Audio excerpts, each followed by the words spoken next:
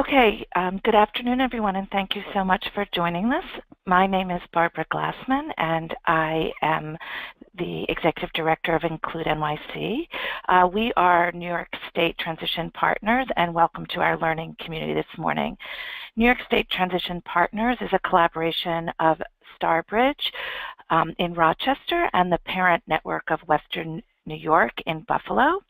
And this is a project funded by the Rehabilitative Services Administration to provide information and resources for young adults with disabilities in New York State.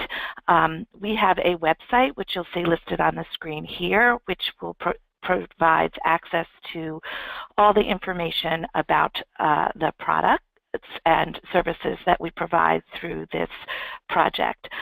In particular, you will notice that under Resources and Events in the Products page, we have many resources developed under this project, including some new resources on behavioral health challenges which relate to today's topic.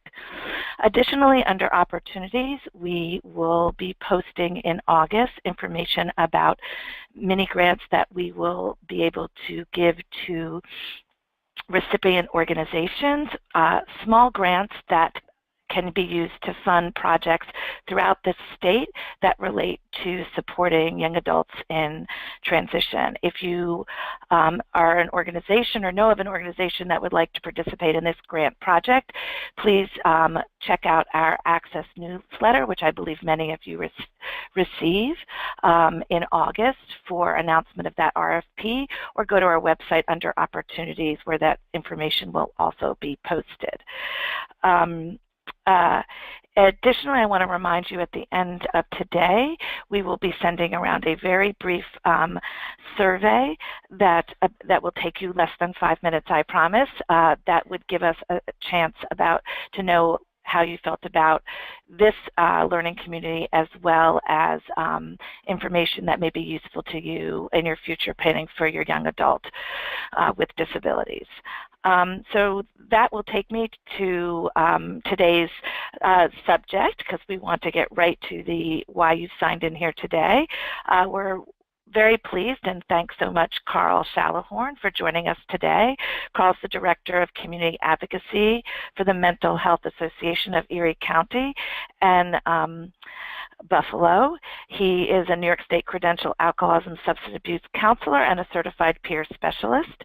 He's worked on both addiction and mental health fields for much of his career, and he's the author of Working on Wellness, A Practical Guide to Mental Health, and an active writer and blogger. He served on many boards, both in the Buffalo and Erie area and statewide, and he's received numerous honors. He has a master's degree in student personal administration from SUNY Buffalo State. So we're very honored that Carl is with us today, and I will give him the floor. Thank you, Carl. Thank you, Barbara. Well, thank you everybody for joining us today for this learning community webinar. I will say, first of all, that the topic of transition is of special interest to me from my own personal experiences. When I was younger, I had to go through a series of changes and learning the system and dealing with the different challenges that oftentimes young people face when it comes to becoming an adult. And that's really what we talk about when we're looking at transition. So I'm going to just kind of go right into things and just launch into our overview. So these are some of the topics we're going to be looking at. So essentially, we're going to look at the goals, early identification, disability, including the topic of Social Security, redetermination, ticket to work, and so forth. So right now, to start off, let's look at the goals. So really, when you think about transition, what are the goals that our young person might have? Well, first of all, we know that employment is important. Employment gives a sense of self-worth. Employment gives a person a sense of purpose. Employment gives a person funds, to live their life and live independently. So employment is a key element when it comes to transitioning to the adult phase of one's life. There's also college. Some people do choose to go to college. I did myself, and I know many others do as well. And I always make sure when I do speak to the young people, especially those who do live with mental health concerns, that you can't let any barriers stop in the way of you pursuing your dreams. I think that's really important that people get the chance to actively work towards their goals, and if college is one of them, certainly that's something that shouldn't be dismissed. They certainly should be given that opportunity if at all possible. Of course, there is Section 504, which pertains more so to students and their rights in terms of not being discriminated against and being able to be seen legally and receive the same services as their peers. And I think that's very important too, especially in today's day and age, where oftentimes young adults that do live with disabilities or have different disabilities might face things that otherwise would be taken for granted by their peers. So we need to make sure we give them that support they need. Independence and self-reliance, of course, is very important when you think about a young person and being able to navigate their way into adulthood. For instance, think about someone who might be looking to pursue a career or a job. Well, of course, along with that will mean housing, transportation, the things that essentially makes a person more connected and also gives them that sense that they're really heading in the right direction. The mental and emotional well-being and quality of life is really, really important. Overall, when you think about a young person, whether they have a mental health concern or not, the idea that they are able to take care of themselves in a way that will enable them to be healthier and more well-adjusted. In terms of wellness, we know that there's the 8 dimensions of wellness that affect a person's life, and essentially the mental, emotional, the physical, and so forth, they're all interconnected. So they all really respond in a way, or rather correspond in a way that will enhance a person's quality of life. It'll help them to be able to feel more fulfilled and feel like they have that sense of purpose like I mentioned before. So the goals that a person might have in their life are really, really crucial for them to have something to shoot for. And we need to be there to support them in what they're trying to do. Earlier identification is important because when you think about it, being able to identify if a person has a mental health condition, we need to know that because we need to know how to address it. We need to know how to intervene and provide that assessment. One of the things I'm going to be talking about later is a new innovative program we have here in New York State, which does in fact talk about early identification and treatment for someone who has a mental health condition at a very young age. So assessment is very important. We know one of the things that happens for young people when they do get into the mental health arena is that oftentimes there may be misdiagnoses. So being able to be assessed correctly could be difficult at times, but we know by getting the proper support, getting the proper treatment is very crucial. So identifying the problem areas is one thing we would do, and also the supports. So we know that through research, obviously having family involved, schools, medical providers, otherwise we know about the safety net. We know it's important to have these individuals involved to support the young person to make that transition. And even from my own personal experience, I know that having family members involved was really, really crucial in terms of my own recovery, as well as having a therapist, a psychiatrist, as well as also when I got into the college arena, having advisement and other sources of resources that allowed me to succeed. So having these supports is really, really important. Now, one thing we know that happens sometimes for young adults that might have a mental health condition is that they often feel they get compared with their peers, and therefore, there's difficulty in terms of completing school. Sometimes I know when a person has a mental health challenge, it does interfere with their schoolwork. It could mean the fact that they might not complete, even whether it be high school, for instance. So that could be a difficult issue right there. Taking on those adult responsibilities then goes along with that. So if their peers are going along and they're continuing their lives, they're going into college or getting jobs, they're starting families, that's something that sometimes the young person who does have the challenge might feel pressure or might feel less than. So it affects their social roles. It affects how they interact with others. And these are all the kind of things that are, I guess you could say, almost ancillary, but in the same respect does affect the young person in terms of how they see themselves compared to their peers.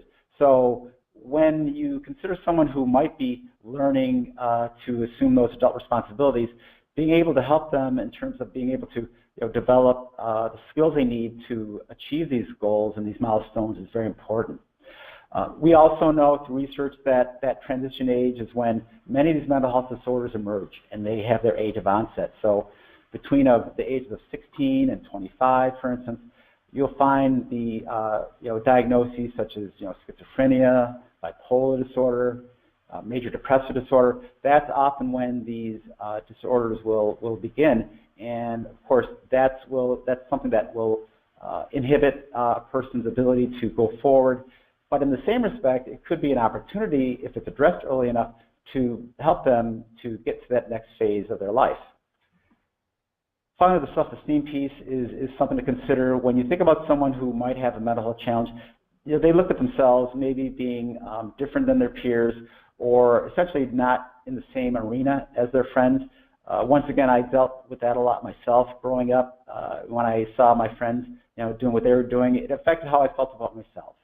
And so when you have a young person that is dealing with these challenges, we need to address that and help them to develop the tools, like I said before, to feel better and to address what they're dealing with in a way that is very proactive. Now, disability is something, of course, that many of these young people are dealing with, whether they have, when they receive a diagnosis, for instance. Of course, the Social Security Administration is the agency that manages, the funding and supports and entitlements for people that have mental health challenges. And basically, it's a medically determinable physical or mental impairment. So for those that are dealing with a mental health challenge, it of course has to be proven through medical records and through an assessment. It has to be, the proper documentation has to be provided, and therefore, by receiving that type of determination, they can get the support they need, even if it's just in the short term, to allow them to do what needs to be done to then therefore go and pursue their roles. One of the issues, however, that's facing some young people is that when they do receive these entitlements, it can be almost a disincentive to go forward. So when you have a young person that might be, say, for instance, receiving SSI benefits, we can't allow that to be something that prevents them from going forward, going to school, getting a job. We don't want that to be something that will keep them from becoming that person that they can be. I think it's really important to remember that. When a person is transitioning to the age of 18, they'll go through what's known as redetermination. And this is essentially when they will have what's known as a continuing disability review. And basically that is essentially determining when, if they are still considered to be disabled, and if they will still be able to receive their benefits.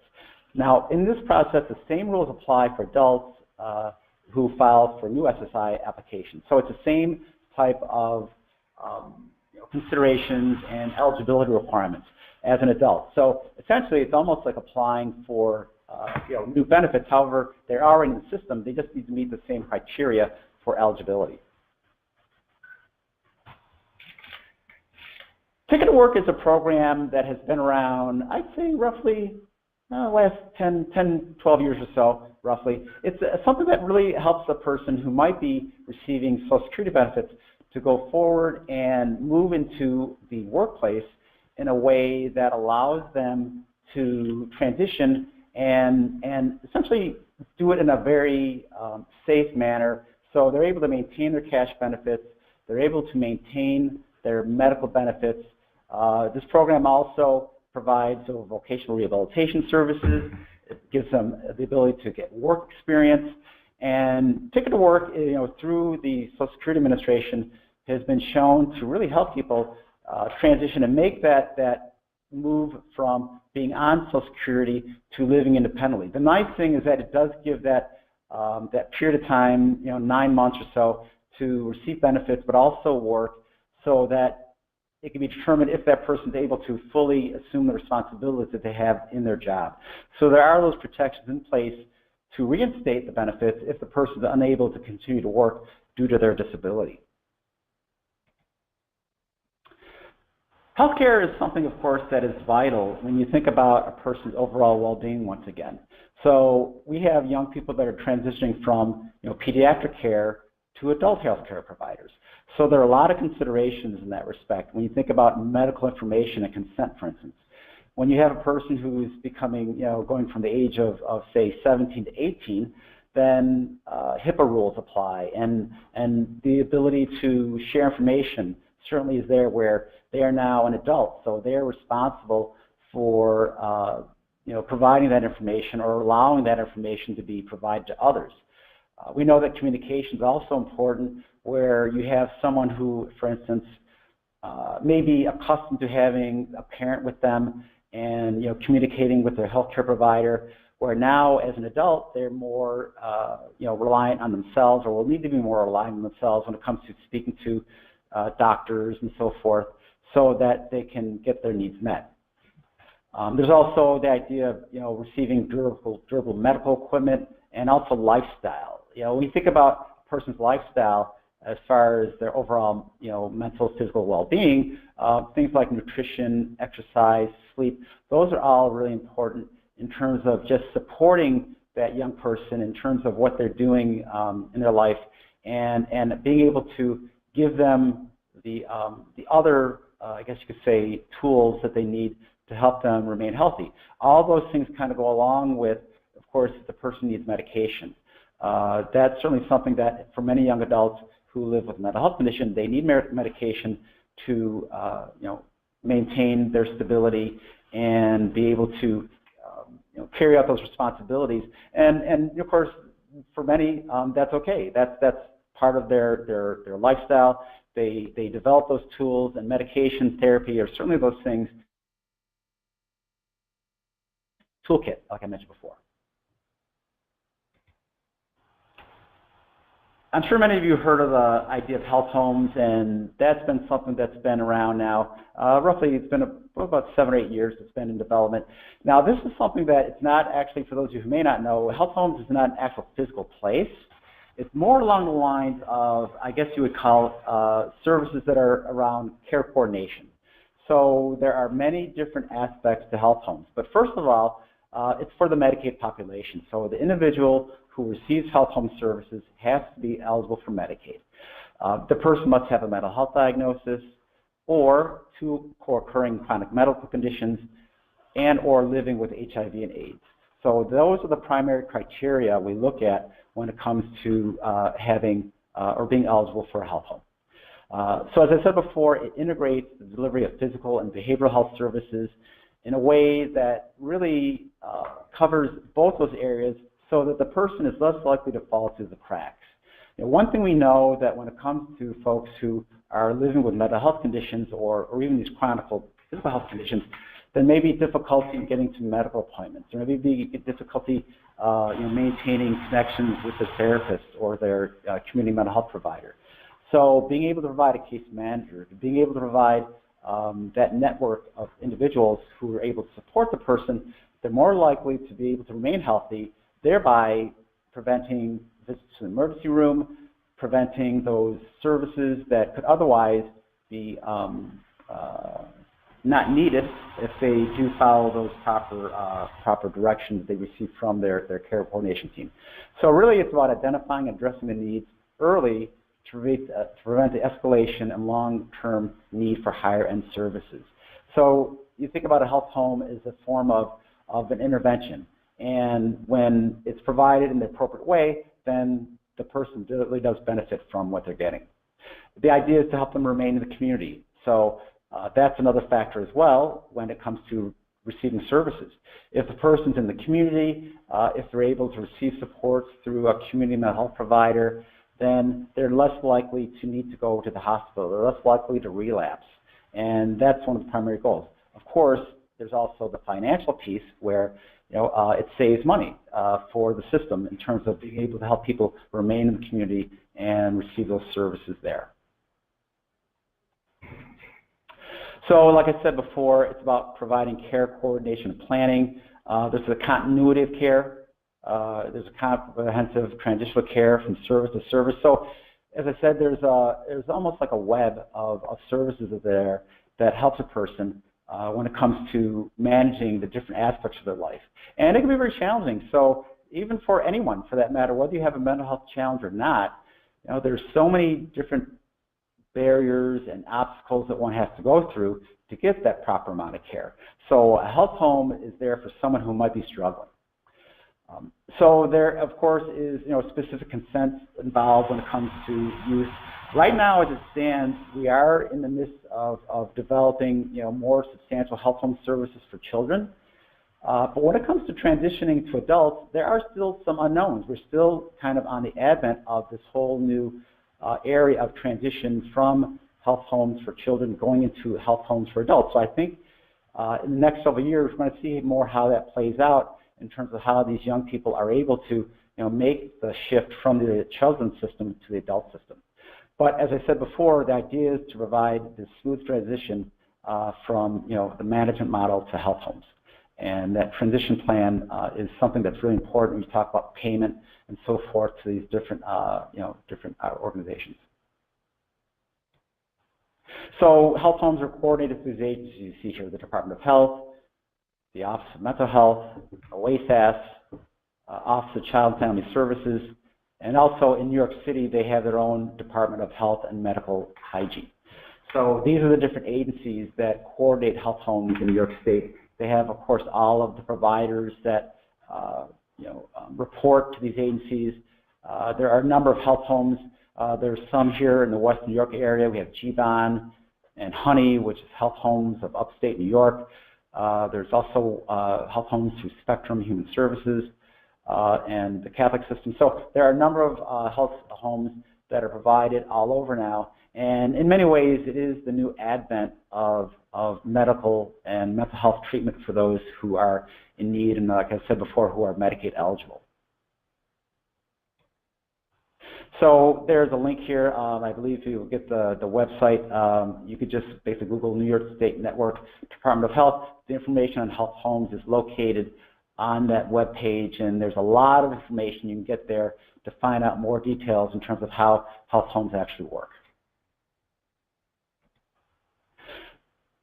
ACCES-VR is more along the lines of education and employment. So basically, it's about maintaining employment and support. As I said before, it's about learning to live independently, focusing on training, education, rehabilitation, and career development. This is something that's really has been around for a long time. Many years ago, in fact, when I was in school, it was called OVR, Office of Vocational Rehabilitation. That's how far back I go. I'm dating myself. Then it became VESID, Vocational Educational Services for Individuals with Disabilities. Well, now we have ACCES-VR. And ACCES-VR, as I said, is the state agency that basically helps individuals to find employment, pursue careers, and have rehabilitation services. So for those under the age of 25, the application is considered as a youth applicant. But these services are tremendous. In fact, I think oftentimes many people aren't even aware of these services that are available for young people. So really we know that the young person has to have a disability, has to create a barrier to employment. Therefore, we're looking at someone who might have that ability to work, but they might need, say, accommodations of one type or another. But this, once again, can't stress enough, this shouldn't be a barrier to employment or to pursuing one's desire to go to college, for instance. They can benefit from rehabilitation services. So those are offered and available through ACCES. The vocational rehabilitation services are required to achieve employment. You don't have to necessarily have an IEP to be eligible for ACCES, but then again, that's not a barrier either. So you can work either way. OnTrack New York is the program that I referenced earlier. OnTrack is really a great program that really helps for individuals who are having that first episode of psychosis. And if you know anything about the mental health world, you know how important it is to have that early intervention, to have that ability to address the issue while the person can be treated and provide the resources that can help them overcome whatever the challenge might be. So as you see there, it's the first episode of psychosis, unusual thoughts and behaviors or hallucinations. So typically we're talking about delusions and hallucinatory behavioral thoughts or thoughts.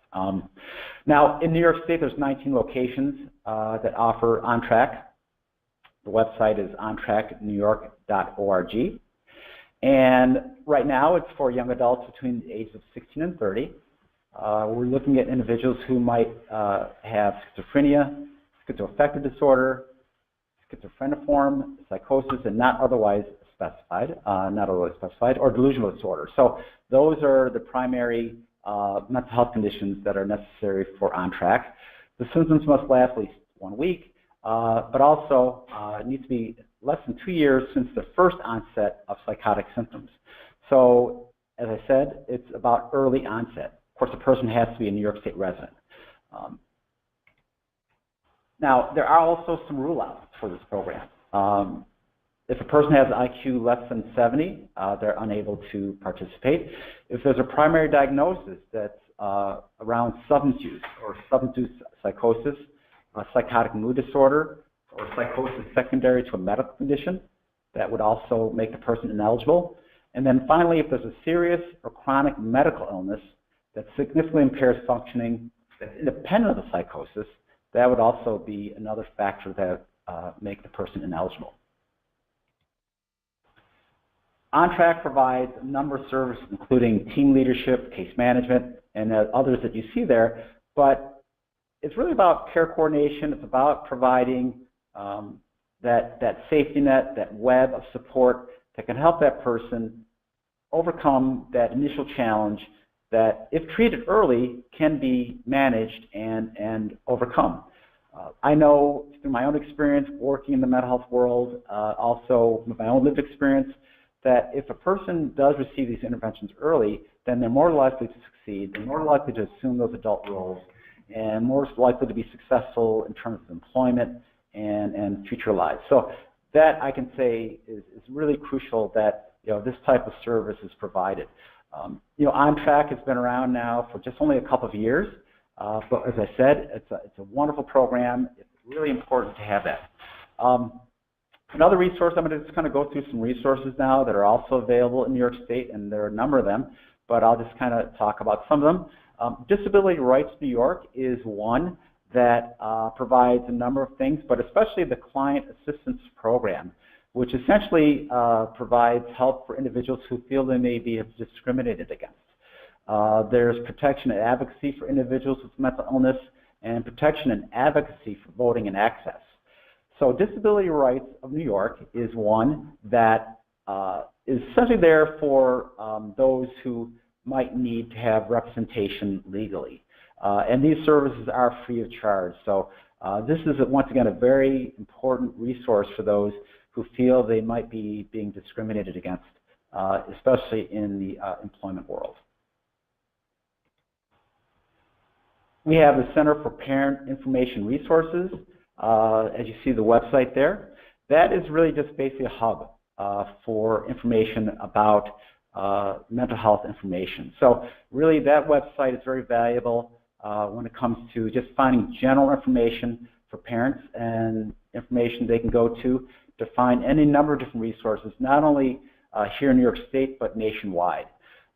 There's also New York State information for children, teens, and their families. That's on the OMH website.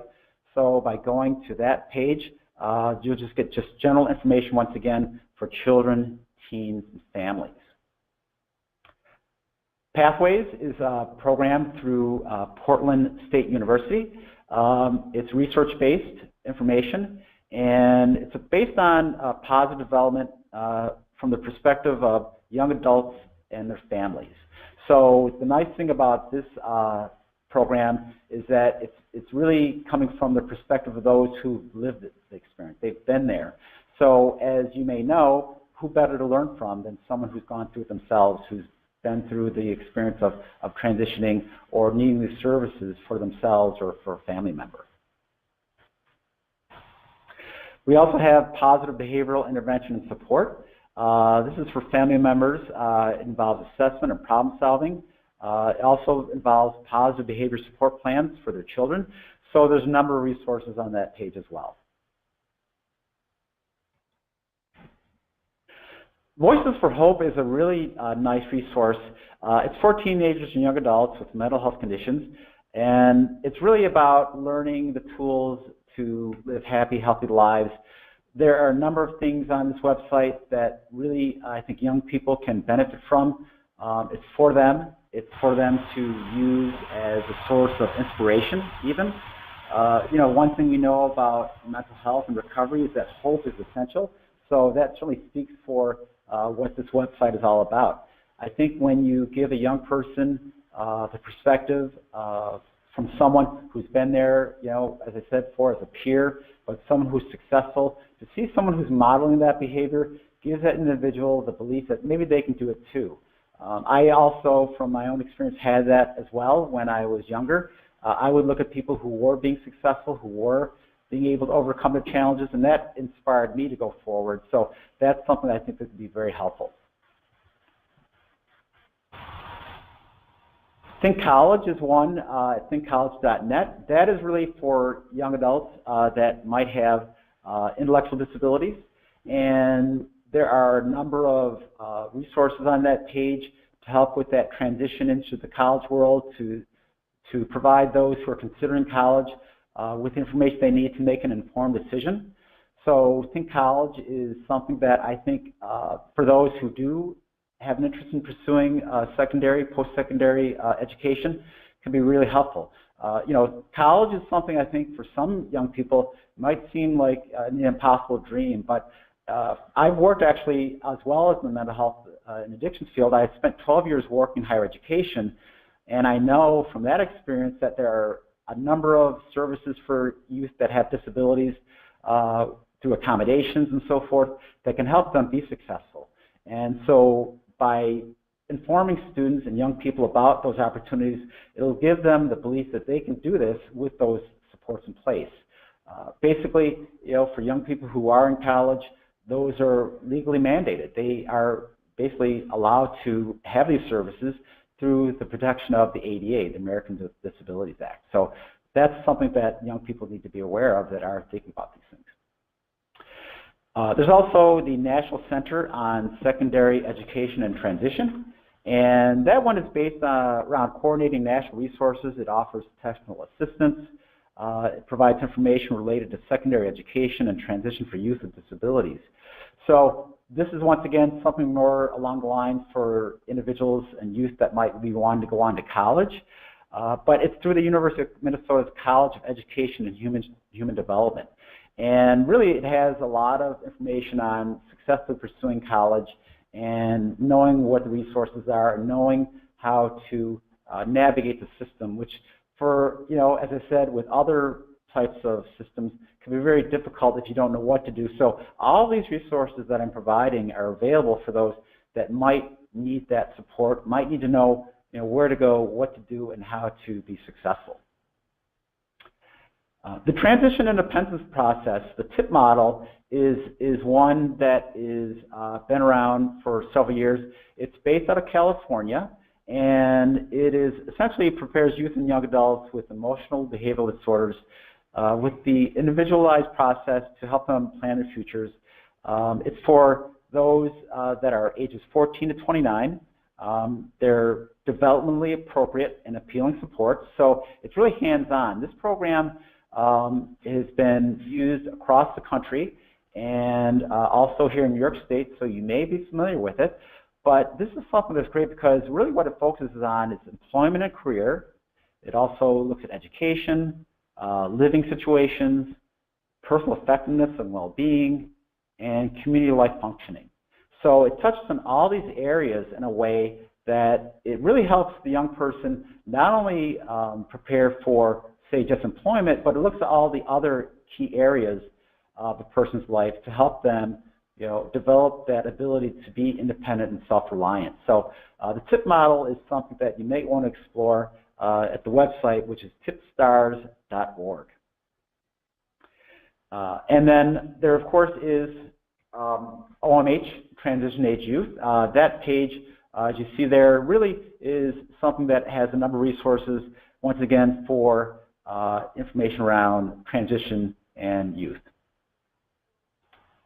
Youth Rules is through the Department of Labor, and it's an initiative to promote positive and safe work experiences for teens. It has information for young workers, specifically around gaining experience in the workforce.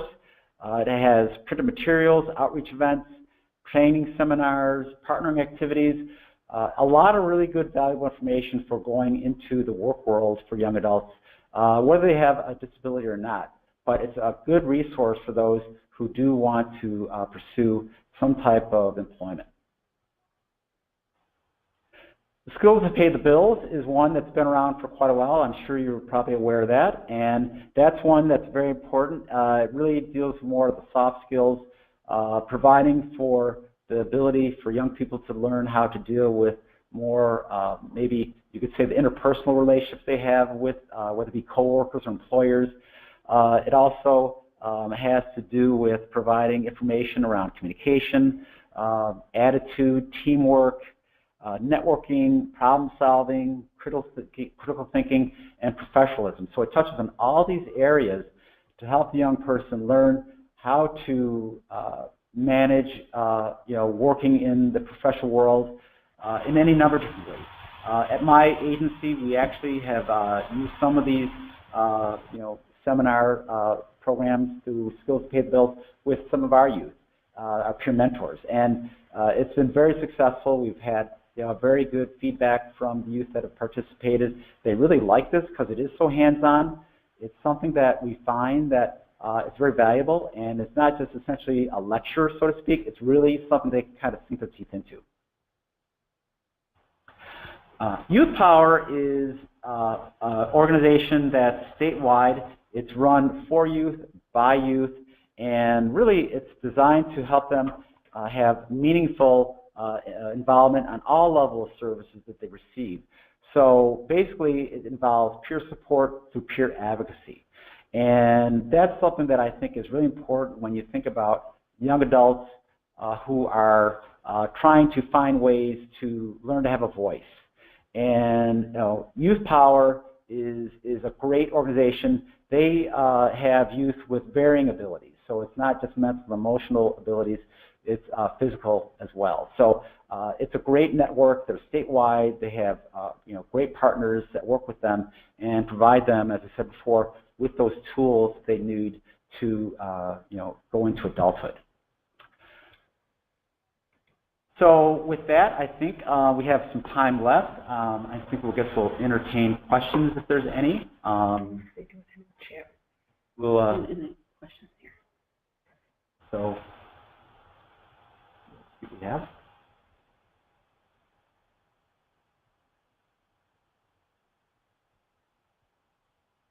This would actually be a really good time for people who have questions to enter them right into the question and answer bar that is located where? Next to the right?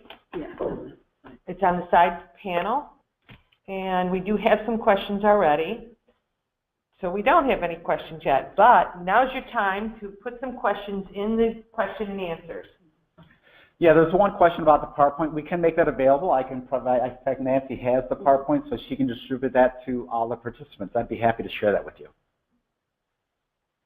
That's an easy one. So let me just ask a question myself since I'm here, and this is Sue Barlow. So if I'm a parent and I just don't, and I'm somewhere in the state, and I don't know where to go to start this conversation, where would be the first place I'd go? Well, I guess that means if you're talking physically or no, virtually. even virtually. So I'm concerned. I think my child has a mental health issue. Okay. I don't have a diagnosis, right. And he's a teenager. What would normally be, from a state perspective, the first stop on the train? Okay. Well, once again, I would say, based on my experience on a more personal level, if you're concerned that your child or your young adult has a mental health concern, you certainly would probably want to connect with a provider in your community. There are a number of agencies. Now, I know in some parts of the state, some of the resources may not be as plentiful as others, But certainly if there is a mental health provider in your area that works with young adults, that has young adult programming, that is something certainly that you want to do. And then also there are other resources that are available online where you can, if anything, get information on what are basic signs and symptoms. So one website that I typically point people towards is NAMI, the National Alliance on Mental Illness, which can be found at NAMI.org, N-A-M-I.org. That NAMI is a national organization that provides support, advocacy for people that have mental health challenges. Their website is amazing. They have a lot of good information there for people to learn about mental health, learn about what to look for, and I would say that's my usual go-to when I tell people if they're looking for just basic information. There's another question. The website for Youth Power was blocked by the closed captioning bar. Of course. Youth Power is at Youth Power New York, youthpowerny.org. So that's youthpowerny.org. There's another question. What can I do to get my kids to focus better? I think that's the question. I think, that could be difficult because we don't know sometimes. I mean, focus, do you mean in terms of is there an attention issue, or it could be just a matter of getting them to focus on, you say, schoolwork. That's oftentimes a challenge because we live in a world with so many distractions, and I think that's something that happens for a lot of parents, to being able to get their kids to do what needs to be done as far as assignments and so forth, or schoolwork or housework. But I think in the end, really, if you ask me, I think a lot of this comes down to communication. Being able to speak with your child and being able to, talk with them and encourage them to be proactive, and even if it means, helping them to understand that by being able to, for instance, not procrastinate, because sometimes that's what happens when, you lose focus, you procrastinate. Being able to get things done sooner is a way to relieve stress, and when you relieve stress, you relieve anxiety, and that will oftentimes help the person to feel better. And by doing that, by giving them those tools, they can sometimes see for themselves how beneficial it can be to do that and to get that sense of relief, I guess you would say. There's another question here that says, from a school perspective, if we want to refer a student, are there organizations more open to referral from schools than families? That's an interesting question.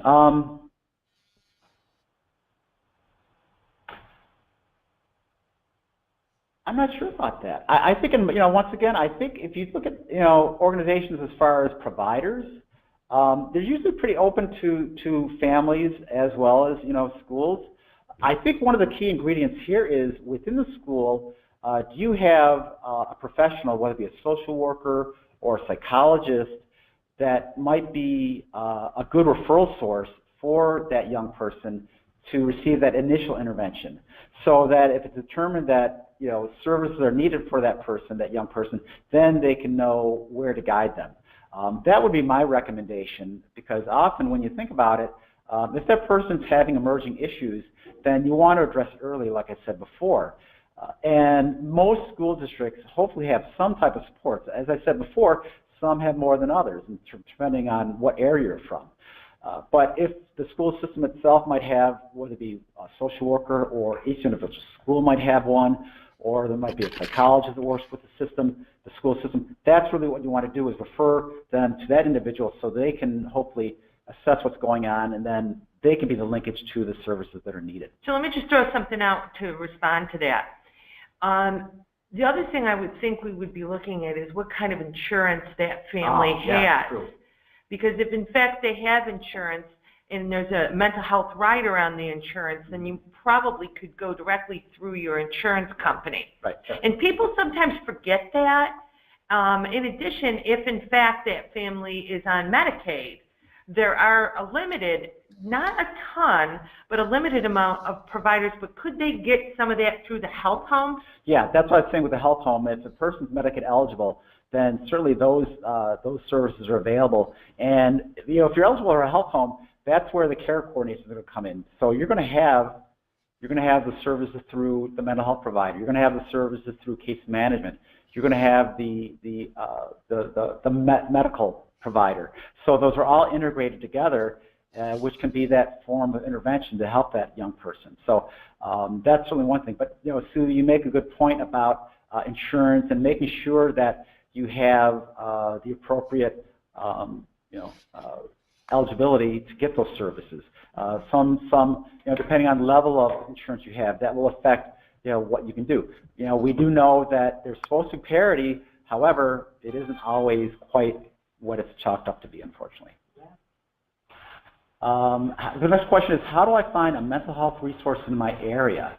Well, I gave you, we're going to be sharing once again the PowerPoint. So what I would recommend is, for instance, go to the Office of Mental Health website. That's a really good resource to find resources in your area. Now, mind you, there's links on these websites that I'm guiding you to.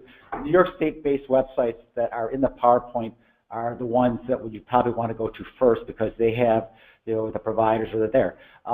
You can actually, I mean, frankly, I say sometimes even Google is a good thing. You could just type in your region that you're in along with mental health providers, and you can find it that way as well. You know, of course, with Google, be more specific. You know, services for youth in my area and whatever the area is. And so that could be another very valuable thing to do and a good way to find information. Okay, one more thing. If no matter what area you are in New York State, you can contact your parent center, your New York State Education Parent Center, federally funded parent centers. And if you want, you can do that by just Googling New York State Parent Centers, and you will, through New York State Education, and just type in parent centers in the hub, in the search area, or you can go to our new Transition Partners website, which will have information about the parent centers across the state. What we will do as a parent center is connect you to the mental health professionals in your community.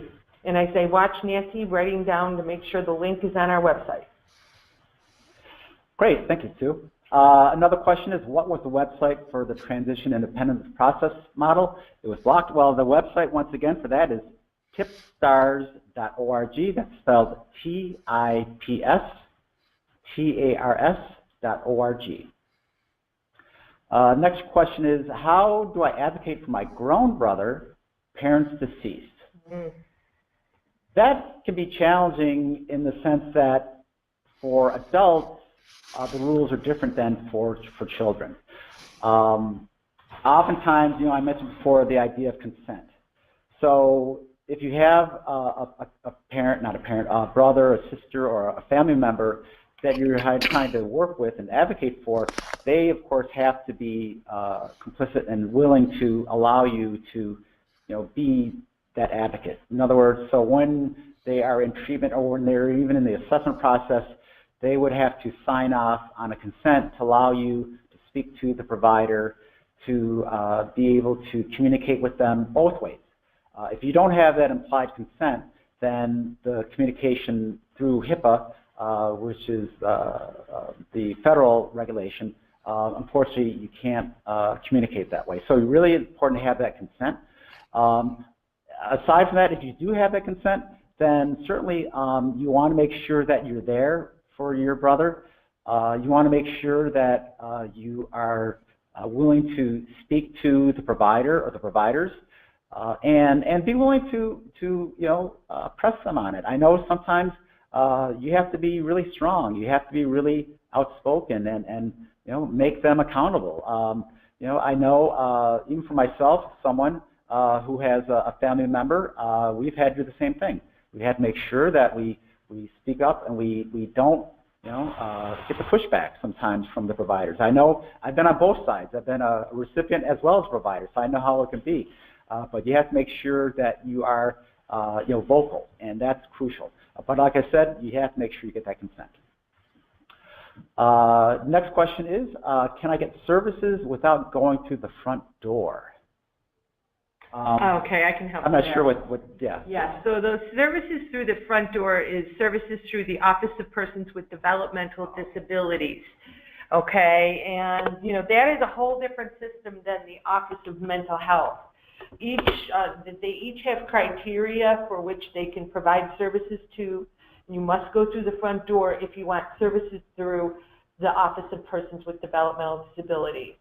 The question of whether you can get mental health services through that system is a good one. You will get hooked up, if you're eligible, to a Medicaid service coordinator. Pretty soon it'll be a care coordinator down the road, and they will be able to navigate the supports that you need through probably both systems. I mean, let's face it, there's a number of people out there who fall into meeting the criteria of being able to be served by both the mental health system and the Office of Persons with Developmental Disabilities. It's a great question, but as it relates to specifically mental health services, their door looks a little different. Thanks, Sue. Our next question is, what advocacy efforts do you suggest when talking about transition with the school? Well, you know, I think really there are a number, like I said, that I mentioned here, but the idea is that you want to make sure that hopefully there is a seamless, I guess you say transition, for lack of a better term, from the children's system to the adult system, but also from, you know, the school to whether it be, you know, employment or college, in a way that there is a feeling that there is not a disconnect. And I think sometimes what happens is, you know, for those in the transition age, you know, we know that oftentimes they fall through the cracks because those services aren't available, or those services, or maybe even the people don't know where the services are. So in the end, I think it's about letting the schools know, for instance, you know, what is out there, but also helping them to know how to make that handoff.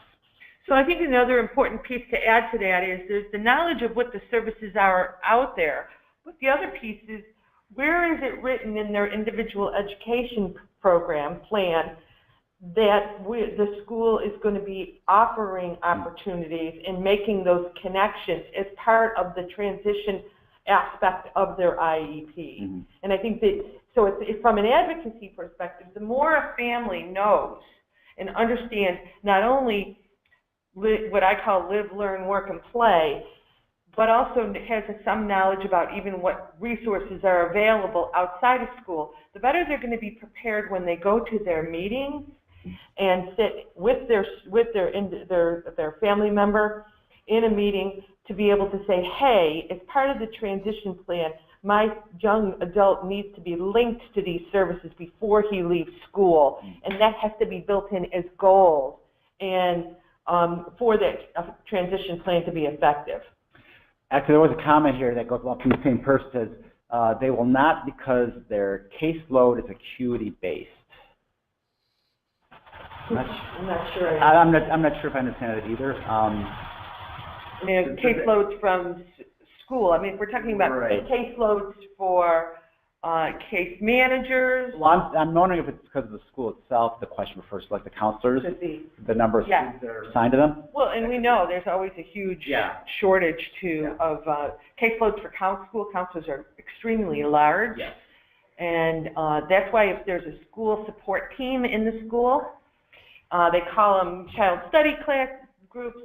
But the Committee on Special Education, if that child is classified for special ed, which a lot of kids with mental health issues are not classified, if there is a classification, then that Committee on Special Education is the place to have those conversations. If they're not classified, then as the person who asked the question, there's a much more limited amount of support. 504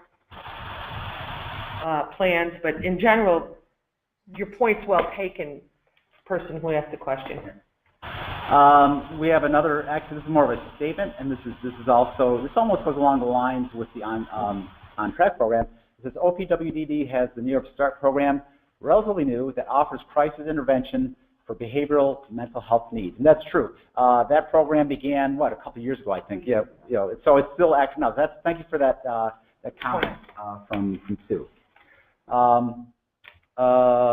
Then it also, the person also says here, or middle school to high school, transition should be asked for earlier, don't you agree? Absolutely. I say in kindergarten myself. Yeah. Yeah, the earlier the better. You want to get that person, you know, in line with the services and the tracks that will help them in the long run, for sure.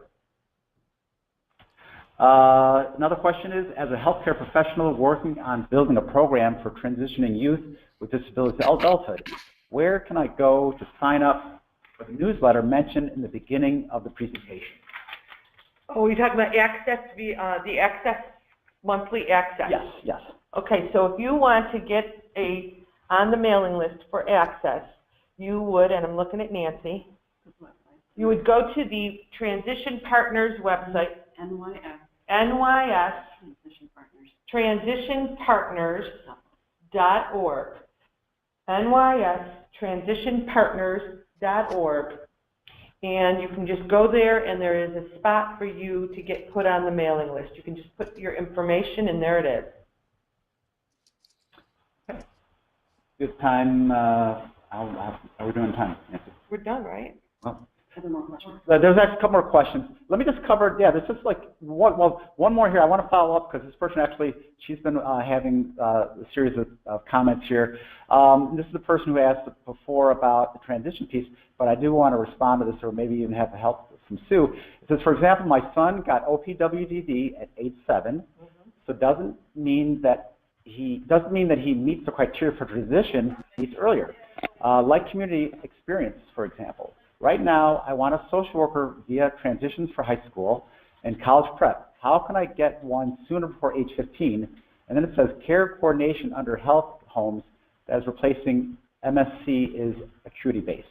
Oh, okay, I understand now. You're absolutely right. So what I'm understanding is that your child was determined eligible for OPWDD services, is now a teenager. And no matter whether they're part of OPWDD or not, they are still in school. So the individual education plan is where I would put a lot of my energy in writing in goals and services to link that student to services, to go for tours of different programs, to start to think about Social Security, to start to think about things as to whether or not there's a need for guardianship, to think about where does that child want to live when they get out of school. Again, I go back to the live, learn, work, and play, and thinking about that IEP should be addressing all of those.